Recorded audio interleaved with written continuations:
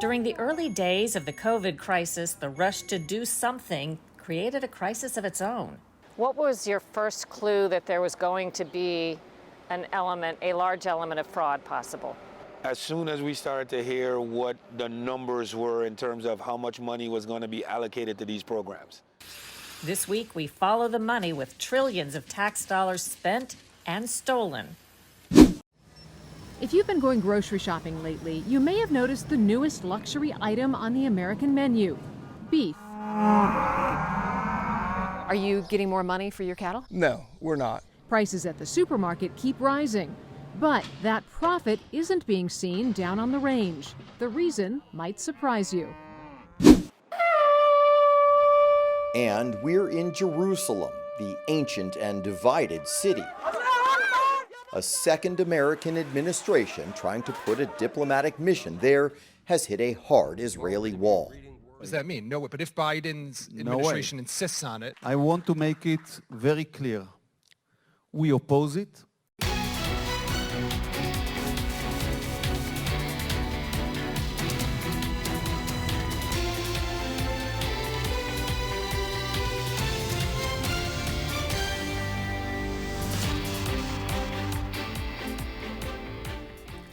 Welcome to Full Measure. I'm Sharyl Attkisson.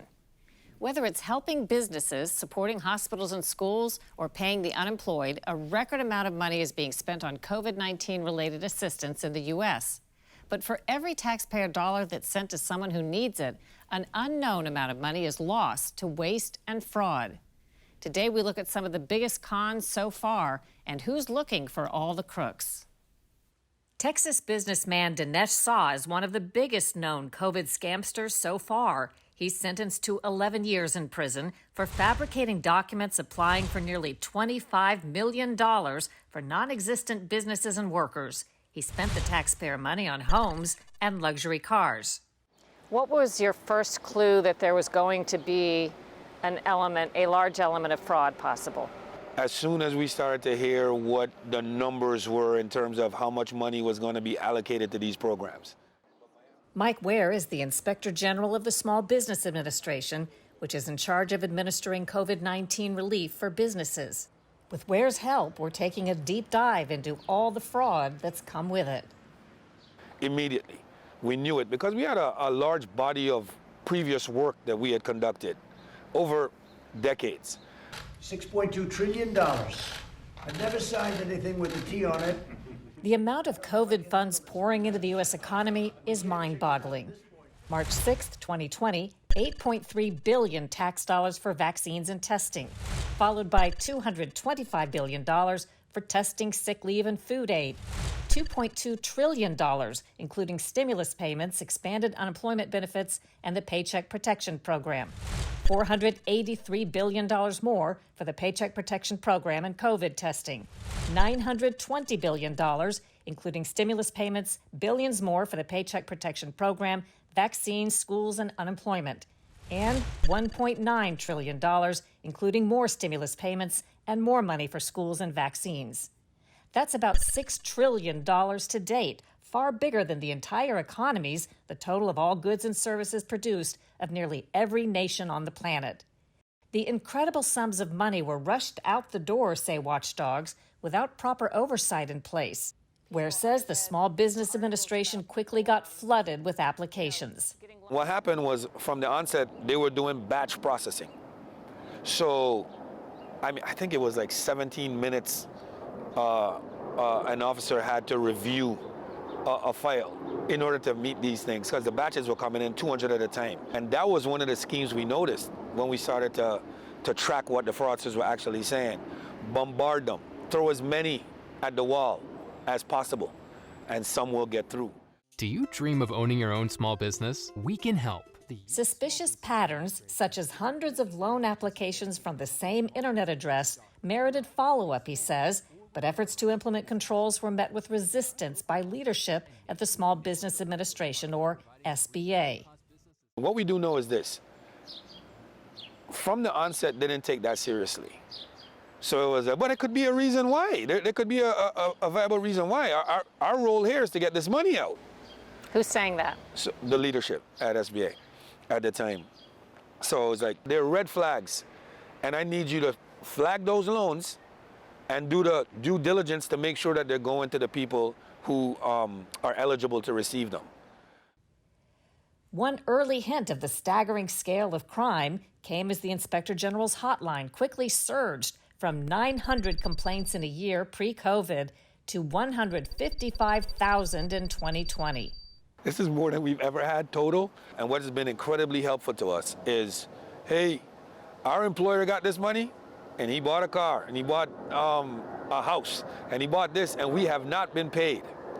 And that's the type of things, when we triage this information, that's what we're going after immediately. So far, the Justice Department has charged more than 750 people in fraud cases involving $614 million. But auditors assume most criminals are never caught, and there are as many scenarios as there are fraudsters.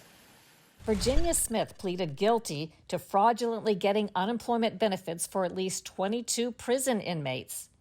Eric Ahikpour admitted stealing COVID relief funds to buy boats while awaiting trial for a multi-million-dollar internet romance scam. Sheila Dunlap allegedly conspired with her son, who is in prison, to get the ID information of 9,000 people to illegally claim payments for almost $145,000. Andrew Tesna, a senior NASA executive and Colombia native, was sent to prison after spending nearly $300,000 in COVID relief money on a $6,000 French bulldog, a $50,000 swimming pool loan, and 6 figures worth of personal debt, all while Tesna earned more than $180,000 a year helping oversee finances at NASA. Dana McIntyre is accused of falsely claiming he employed almost 50 people at his pizza shop. He got more than $500,000 in tax money, sold the restaurant, and prosecutors say went on a spending spree that included cars and an alpaca farm. 5 Venezuelans allegedly used fake IDs to steal $800,000 in COVID-19 relief checks. A Florida couple was convicted in a $1.1 million fraud scheme. They got taxpayer money for their farms, 2 businesses, and 62 employees, none of which existed. One giveaway should have been that the land they claimed to be farming was in the yards of 2 small urban Miami homes. Leibniz Tran is charged with stealing $3.6 million in taxpayer funds, using some of it to buy cryptocurrency and a $100,000 Tesla. Michael Lane admitted submitting 70 fraudulent loan applications in a $4 million scheme. Azhar Sarwar Rana pleaded guilty to more than $5 million in fraud, buying stocks, paying luxury car expenses, and sending hundreds of thousands of dollars to his home country of Pakistan. Engineer Shashank Rai admitted to a $13 million scheme, claiming 250 employees when he had none. Chinese national Muj Ma pleaded guilty in a $20 million COVID relief money fraud scheme. And Hassan Hakim Brown admitted to working with co-conspirators to steal $24 million in COVID-19 relief funds. You published a flash report in May which resulted in legislative changes. It said based on prior work and analysis of loan data, you identified at the time 70,835 loans, $4.6 billion in potentially fraudulent PPP loans. That's a huge number, $4.6 billion. Yeah, it's a huge number. And that's the way I look at it. I look at it straight up at numbers. Other people like to dissect it. Well, it's only X amount of percent of the pool. And I say, what is $4.6 billion? And it was the banks up front who were partnering with us from the onset to say, hey, we have a problem. These deposits are going into their accounts from the Economic Injury Disaster Loans, EIDL program, where these people never had a business. We asked them a simple question. You're a business owner? No. It's because it was up to $10,000 at the time. So and they have to have owned a business to get the loan, supposedly. They owned a business. They should have had employees as well to get the $10,000 because of SBA's rules, proving that you had at least 10 people. And they were, well, what is this money for? And folks weren't able to even say what the money was for. We were just told the government was giving out money. In terms of perspective, similar tales of con artistry have emerged after every giant sum of federal taxpayer money has left the Treasury. There was the banker who admitted spending $381,000 in bank bailout funds to buy a waterfront condo in Florida. The SAT tutor sent to prison in a $3 million swindle of stimulus funds given under President Obama's Recovery Act. And a reported $1 billion in relief fraud after Hurricane Katrina, with taxpayer money spent on diamonds, porn videos, and Hawaiian vacations. Congress could put permanent safeguards in place that automatically activate when emergency money goes out the door, Ware says, but no such measure is being considered, ensuring there will be lots to keep prosecutors and the Inspector General busy in the foreseeable future. The employees of the Small Business Administration worked hard to get the money out to people who needed it so desperately. But the balance to be struck between the speed of that and a control environment that ensures it goes to the people who really need it and who are eligible, that balance was just a little bit off center, but it's something that is really being focused on currently. You may wonder how much money investigators are able to get back from the fraudsters they catch. That varies widely. When I interviewed Ware, he said the Small Business Administration had recovered about $1.9 billion. Next on Full Measure, why the high price of beef isn't helping American cattle ranchers. If you've been to the supermarket lately, you've probably noticed the price of meat is going up and fast. But while the price you pay has never been higher, many American cattle ranchers say they're struggling. We sent Lisa Fletcher to Oklahoma to find out why. When it comes time to feed this prized Angus herd, a simple tap of the truck horn gets an immediate response. But feeding the cattle is perhaps the only easy part of the business for John Pfeiffer, who's been farming here in central Oklahoma since 1985. His family has been in the state for generations. My granddad talks about when he went through the 30s, and they were actually getting paid $10 a head for the cows to kill them because there wasn't any market for them. Things are better than they were for John's granddad, but much in his business depends on factors ranchers can't control, like the price of feed or how much they can sell their animals for.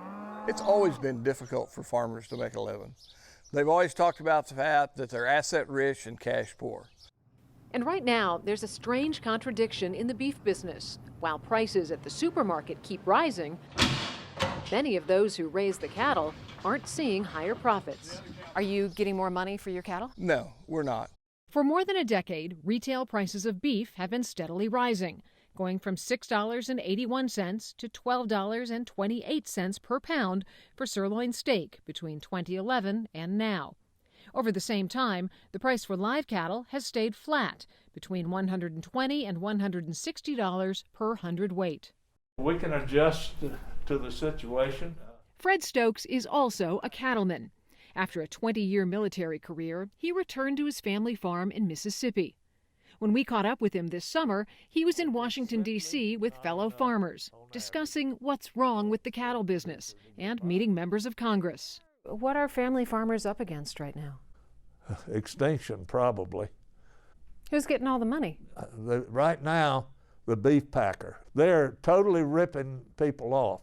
Stokes helped found a farmers group called the Organization for Competitive Markets. It says the U.S. beef industry has become too concentrated, with just 4 meatpacking companies controlling more than 80% of the market. There's no question that they have the leverage to exact whatever they want, whatever portion they want from the beef dollar. Between them and the retailer, they take so much off the plate that there's simply not enough on average for the producer to get by. The price livestock producers received plummeted while consumer prices surged.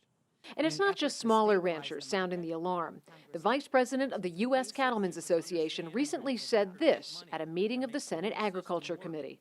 But since 2015, corporate packers' gross margin has ballooned from an average of $100 to $200 a head to well over $1,000 a head. Packers have enjoyed unbelievable profits, harvesting around 120,000 head per day, while cattle producers go out of business and consumers pay double or even triple at the meat counter. Of the 4 big meat packing companies, 2 are Brazilian-controlled. The trade group that represents them has accused the government of scapegoating them, saying low prices for cattle ranchers are a result of market forces, with more animals than existing production plants can handle, creating a buyer's market for live cattle. For consumers, it all means higher prices now and in the future.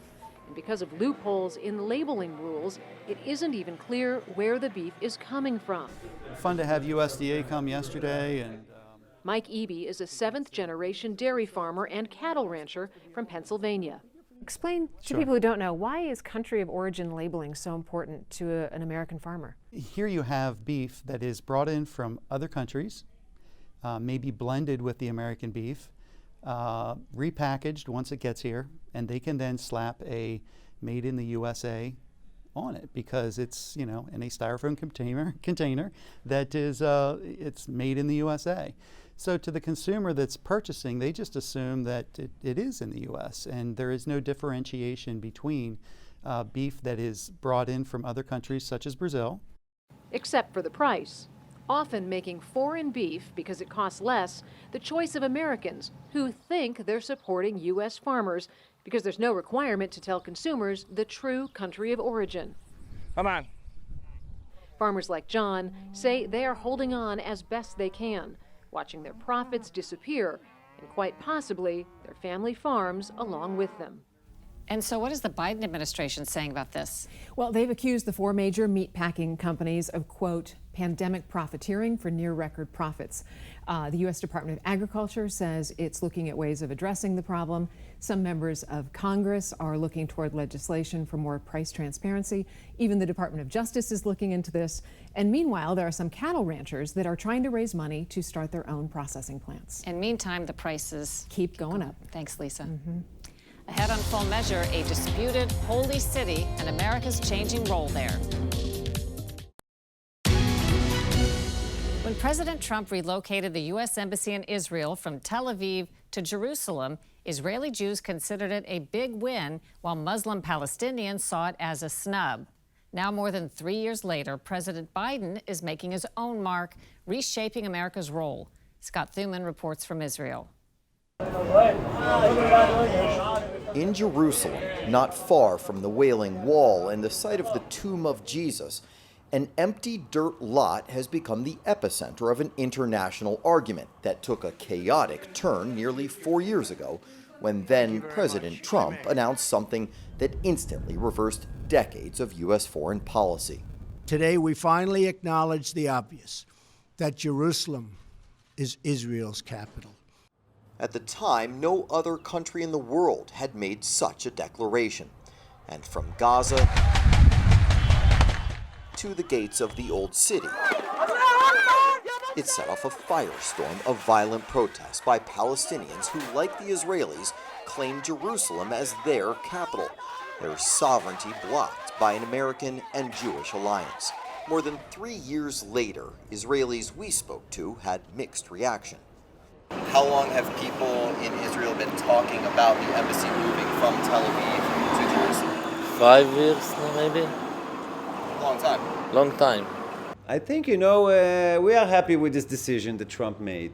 And we hope that the new administration will keep it, Preliminary actions were mostly symbolic, transferring some staff and services from the U.S. Embassy in Tel Aviv, located in this building since the 1960s, into temporary space at this building, an already existing U.S. consulate office in Jerusalem. With the location of a permanent embassy not yet determined, it was a move then presidential candidate Joe Biden initially criticized from the campaign trail in Boston, saying, quote, "It should not have been moved." The candidate became president, but Anthony Blinken, then a nominee for Secretary of State, affirmed the Trump move at his own Senate confirmation hearing. Do you agree that Jerusalem is the capital of Israel? And do you commit that the United States will keep our embassy in Jerusalem? Yes and yes. Though in recent days, desire to make another bold move surfacing, the president dispatching his now confirmed secretary to announce a matter likely to keep tensions in the region high: the reopening of a diplomatic compound, an American consulate located in a part of Jerusalem considered Palestinian territory. We'll be moving forward with the process of opening a consulate as part of deepening those ties with the Palestinians. When I sat down this summer with Palestinian Authority Prime Minister Mohammed Shtayyeh in their capital of Ramallah, located about an hour north of Jerusalem, he applauded the effort by the Biden administration to reestablish diplomatic ties inside the West Bank territory claimed by Palestinians, ties that may one day reopen peace talks between Israel, Palestine, and the U.S. That's important to us because we consider American consulate in East Jerusalem as a nuclear for a future American embassy to Palestine, and that's the real value for us. Dr. Michael Milstein is former head of the Israeli military's Department for Palestinian Affairs. Here in Israel, we are in a very complex situation with a government that combines right and left, and maybe the response of the Israeli government for this move will be, maybe it will be a negative one. Israel's Justice Minister Gideon Sa'ar proclaimed at the annual Jerusalem Post Conference the reopening of the U.S. diplomatic facility for Palestinians in Jerusalem will never happen. I want to make it very clear. We oppose it. We don't oppose it now, and we will have a different opinion after the budget. We are 100% oppose that. Meanwhile, there's ongoing debate over what's next. The State Department tells us a separate new U.S. embassy will replace the temporary setup in the same area of Jerusalem, but won't say exactly where, only that it will reflect the depth and breadth of the U.S. relationship with Israel. In a land where occupying disputed space claimed by two populations almost always has ramifications, it may make finding common ground even more elusive. For Full Measure, I'm Scott Thuman in Jerusalem. When we return, a look at what's ahead next week on Full Measure. Coming up next week on Full Measure, we all know how much the COVID shutdowns hurt the economy, but you might be surprised to hear about the flip side. We'll have a fascinating look at the industries that are benefiting, how much they're making, and a few new billionaires from the COVID boom. That's next week on Full Measure. Until then, thanks for watching. We'll be searching for more stories that hold powers accountable.